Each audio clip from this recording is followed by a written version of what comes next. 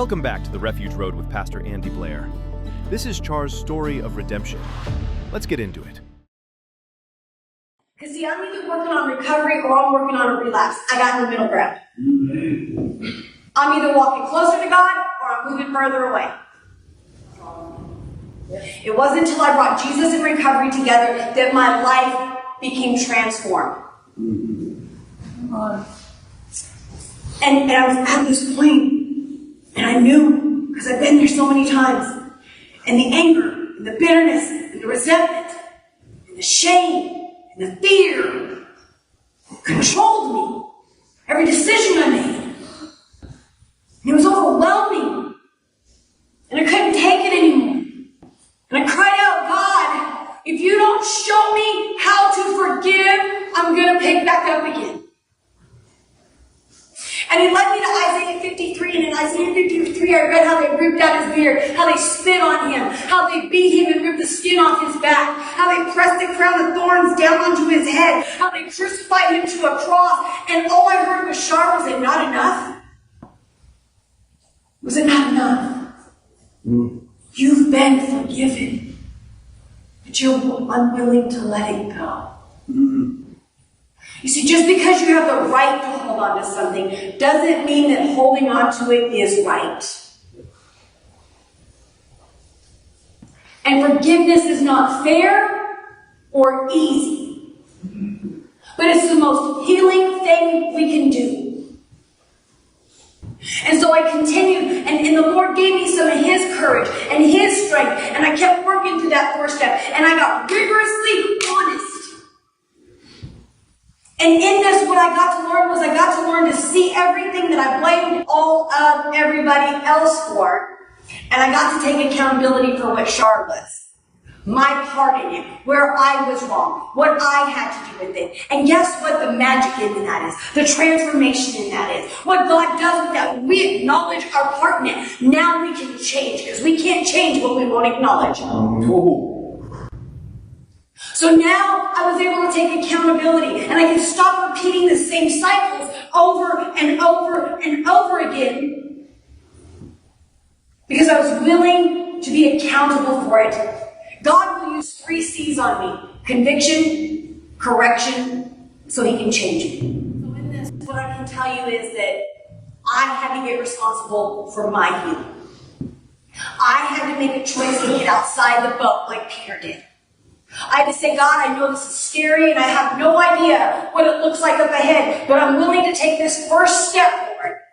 Surrender to you and allow you to make me become all that you've created me to be. So, welcome to the Refuge Road podcast. That's awesome. Yeah, and this is our first actual video. We've been doing them audio, so who knows how this is going to work. So anyway, thanks for joining us today. We are joined by some friends of ours, Andrew and Char, I guess is what you want to go by, Marshall. And their ministry is, they've been friends of Refuge on the Ridge and Recovery Church Lake Wells for a couple years now. We're really excited to have them here tonight. They're going to be here. But I really kind of want to just spend a few minutes and let them talk about their favorite subject, which is Jesus. Yes. And I don't know which one of you wants to go first. But Ladies first. Yeah, ladies first. So Char, I'm just going to open this up and let the Spirit lead you where you want to talk about. And what would you like for people to hear out there? That Jesus and recovery changes everything. That if you're struggling and you're going through anything, if you're still in your addiction, and to remember that addiction isn't just drugs and alcohol, that it is any repeated harmful behavior that we continue to do regardless of the consequences. And if you're struggling with it, and if you're wanting a different life, and if you're sick and tired of being sick and tired, God doesn't want you to lead that life. Okay. Like, I lived on the streets, I was homeless, I was prostituting, I was a hopeless dope fiend, but God. But God. Right.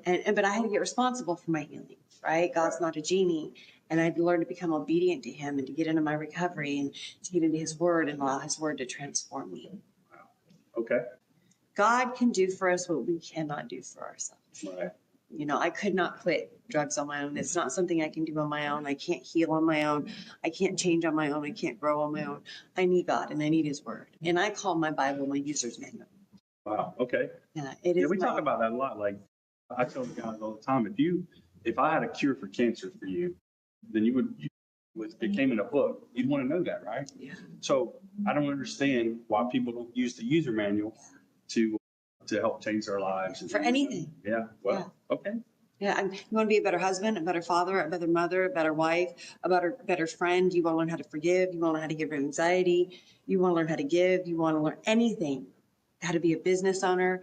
Anything you need to know, you will find in your user's manual. Right. And what comes, it's not just any old self-help, book. It comes with the Holy Spirit inside us. And there's the three C's I call it, and it's conviction in order to correct me, in order to change me. And with that, I can begin to become the person God's called me to be, because we're not meant to stay that way, right? Exactly. Right. We don't have to clean up to come to Jesus. We don't have to get right to come to Jesus. And he meets us exactly where we're at, exactly the way we are, but he loves us too much to leave us there. So you bring up a good point. I've heard the story, and you said you were homeless, you were prostituting, you were doing all that.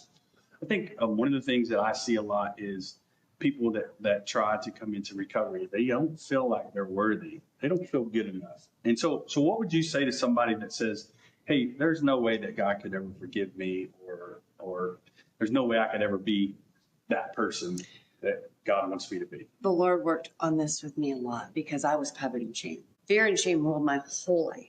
Okay. Everything I did. I mean, even into recovery until I started walking through my steps. And I will tell you that you are not the mistakes you made, right? You are not the mistakes you made. But what God does is he changes us from the inside out. And I had to be willing to walk through that healing. I had to be willing to go through that. And I remember crying out to God, like, show me how to heal, show me how to forgive, because I could not forgive myself. I could not forgive myself. And what I want people to know is that there's absolutely nothing they've ever done that outweighs the love of Jesus. Nothing. I think that's important for people to hear. Yeah, because we think that, like, he can forgive me for this, but not for that. And what I learned through walking with him was that I was the one holding on to stuff. And just because I had a right to hold on to it didn't mean that holding on to it was right. And the shame that covered me was no longer mine to bear. In Isaiah, it tells us no weapon formed against us shall prosper. But usually that weapon's our own tongue. I mean, like, the enemy don't even usually have, like, when I was covered in fear and shame, like, he didn't even have to do anything. The world didn't even have. I myself told myself I wasn't worthy enough. I wasn't good enough. I wasn't qualified enough. How I learned to change from that was I had to start seeing myself the way God see me. I had to stand on who he says I am, not who I think I am. His word says I'm wonderfully and fearfully made, that I'm more than a conqueror through him who loves me, that I was chosen, that I'm redeemed, that I am a child of God. And so when I start to whisper to myself, you're not good enough, you're never this, look at your past, what you've been through, I had to stand firm on who he says I am. And I would have, he can tell you, like, by the mirror in different places, I had these verses from the Bible that says who God says I am. Right. And I would turn to that rather than relying on who I think I am. Okay. All right. That's good. That's real good. I think, I mean, maybe we should talk for just a minute about the difference between a male's perspective of recovery and a female's perspective of recovery. So when you came into recovery, were you a mother? I don't remember that much of the story, but, like, talk about what you feel like the differences are between a man and a woman who comes into recovery. When I came into recovery, I was coming right off the streets. So right from prostitution, from eating out of garbage cans, from being a hopeless dope fiend. My kids had been taken from me. Okay. I had put my kids through a nightmare. And as a mother, as women in general, we usually don't ever feel like we're doing good enough. And I mean, this is for the mother out there that, I mean, she's never even had an addiction. She's just trying to be the best mom she can be, Sure. right? Yeah. We always feel like we're lacking somewhere. And then when you put on top of it that you drugged your kids through a hellish nightmare, it's overwhelming. And so when I came in and I tried to do recovery all secular with a God of my own understanding, I could not wrap my head around it. Yeah. And I needed I needed Jesus Okay. in order to help me understand that the difference between guilt and shame is guilt is conviction. It says that didn't feel right. It doesn't feel good. I don't want to do that again. I made a mistake.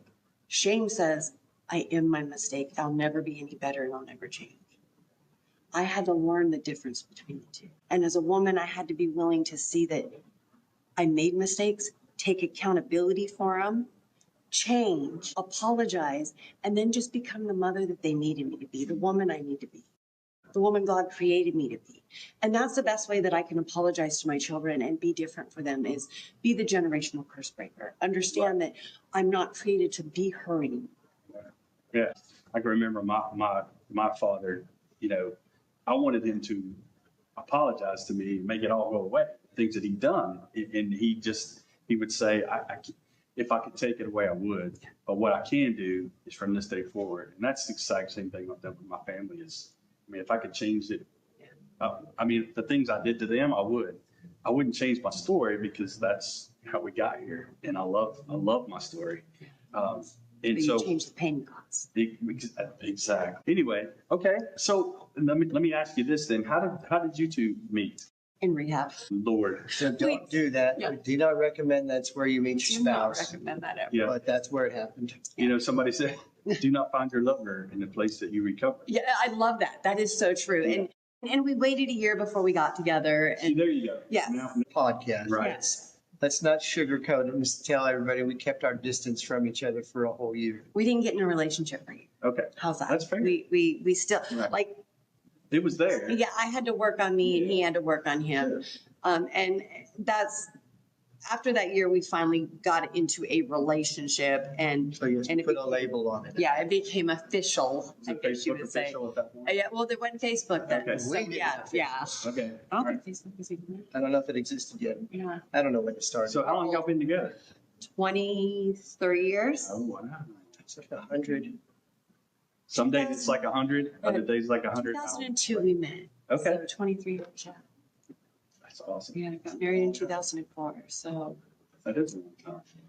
yes, I don't think Facebook was here yet. I don't either. Yeah, maybe MySpace. No, Maybe. but we didn't even have Right, that. right. Yeah, I didn't know how any of that worked anyway. I think MySpace was the devil anyway. Oh, yeah. Facebook. Yeah, it just blossomed into a weirdo. Okay, so you guys met. A year later, you started a relationship, and then kind of take me through that. How did this ministry evolve? And then I'm going to get Andrew. to your Well, story. we definitely we did not have God in it.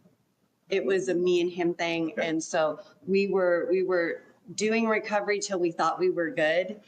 And then we just started making excuses like you do, you know, our jobs got in the way, you know, the kids, we had all the things we prayed for and that we wanted back that we got back started becoming our more important, our idols, right? We put above God, we put above recovery. Oh, this is so good. Okay. And so it's like we were already in relapse mode because we're either working on recovery or we're working on relapse, right? Like that's for us now, we know that. We're either moving closer to God or we're moving further away. And so in that time, we were surface sober. It looked good out here. We had a home, the family back together. Like we looked great. So it's like the country music song going backwards, right? Yeah. And slowly, Got the yep, dogs yep. back, got the kids back. Got a house, build a business again, clean, sober. 2 businesses. 2 Yeah. businesses. Yeah. Harleys. Yeah, toys. Yeah. All the stuff. Yeah. Stuff and stuff and more. He reminded me of Tim Allen, that more, Yeah. you know, like that was our motto almost, His tools you are know, very yeah. They are. If I and- needed a screwdriver, I should buy a whole battery operated DeWalt set for $600 instead of the $20 screwdriver. 100%. Yeah. And that I'll was use how it we, later. Yeah. that's You'll how we need it. lived. Yeah. Like that's so he thought. Yeah. I Um, could use that. It was for the construction business. Yeah. And so then I went away. Well, like I said, there was no God. We didn't even have a minister or a pastor marry us. We chose a friend to do it Okay. because we didn't want that stuff. I did not say obey. No, well, I did not allow because it. they had rules for a pastor or a priest who they wanted to do counseling and they wanted to do all these different things that you're supposed to do. But y'all knew it all. Yes. Yeah. Because we've been together 2 years. Come on now. We know. Right. Like, we You had it just all need someone together. to officiate the ceremony. Right. We don't need all this extra stuff. And so we got married, and it was shortly within 4 months after our marriage, I went to Oregon to see my oldest son. I made contact with him again. Okay. And while I was gone, he was remodeling the bathroom and he found some drugs in the So I house. was using the screwdrivers. Yeah, he was using the screwdrivers, yeah. So it was their fault. And Right. he had hid some prior because that was in the same house he lived in. And he decided to have a go at it, right? Because you could just do it. Yeah, just a little bit. You know what? She's gone. It'll be just a weekend thing. And I came back and I seen him and I knew. Yeah, I knew. of course you did. Right. I knew. And I was mad. Yeah. But I wasn't mad just because he did it. I was mad because why do you get to and I don't? Mm.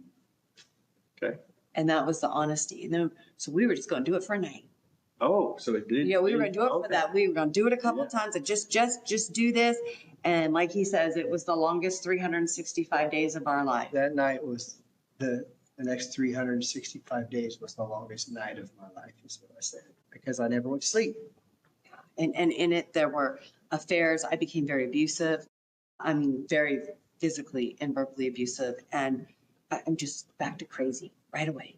Just right off the jump. Right, just You know, right they off say the they say your addiction is Yeah. waiting for you. It is. And you get right back into, I mean, it takes, like, we thought we had it for the weekends, right? We'd be like, just weekends. And then weekends went from Saturday and Sunday to Thursday to Monday. And then next thing you know, it's just like, okay, no, we're just going to all the time. And then, of course, you know, he thought he could sell it. And so we jumped into that. And well, he jumped into that. And I jumped into chasing him around. And I like to be an entrepreneur. he was really bad. Yeah. And he's a good businessman. I sold tons. I just did more. And so I came to a point where that year, like, we lost. They're foreclosing on the house. They've come and they've repoed the truck. They're trying to take the Harley, but we won't let the guy in. Like, we're hiding and running from him. We have drug dealers after us big time because there's money owed. And CPS knocks on my door. And I open it. And all I said was, thank God you're here. Thank God you're here. And he looked at me and I said, I'm so glad to see you. He goes, we have never had anybody say that to us. I said, you don't have to test me. I'm dirty. I need help. I need help. I said, please help me. And they put me into a 28-day detox. Okay. And it was right around the corner from the house. And I got clean and he chose not to. And I got out and I went over there one night and I kicked the door in. And he was in the back bed, our bedroom. Now, mind you, at this point now, our beautiful home had become a trap house. It was just a trap house. And he was in the back bedroom, slumped in a corner, and I thought he was dead. My daughter's with me, our daughter's with us, me, and my heart dropped, and I yelled his name, and he didn't move, so I went over and I kicked him. And he moved. You kicked him for a couple of I days. just, yeah, and it was to see if he was alive, you know. Right. And he came to, and I said, you have 2 days. You have till Monday to check yourself into a rehab. I'm calling the cops on you. And he was out on bail 2-3 times. A bunch. Yeah. Yeah. I sold my Beamer to get him out of jail, all this stuff. And he didn't believe me. I didn't believe me. I'll be honest. I'm from the hood. Right. You don't tell. Right. You don't tell on people you don't like, let alone people you do like. Right.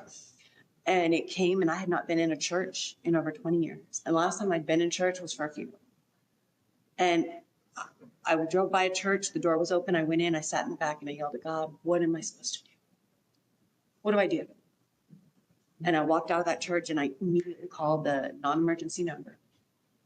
And some gentleman answers, poor kid, and I'm just like, oh. He goes, hold on, man, I need to get you to a detective. And he transfers me over to the officer that hated him. Like, this was a cat and mouse between them. He'd been trying to get him for the year. And I was just like, and I remember just looking up going, boy, you got a sense of humor. And I told him everything. And within 45 minutes, they had him handcuffed. They had the drugs. They knew everything. And they had him off in jail. So he gets arrested. And then what happened? Thanks for joining us on The Refuge Road. If today's episode encouraged you, share it with someone who needs hope. You can follow the podcast on Spotify, Apple, and now YouTube. Please like, subscribe, and leave a review. To learn more about Refuge on the Ridge, visit refugeontheridge.org. Until next time, keep walking the road to freedom.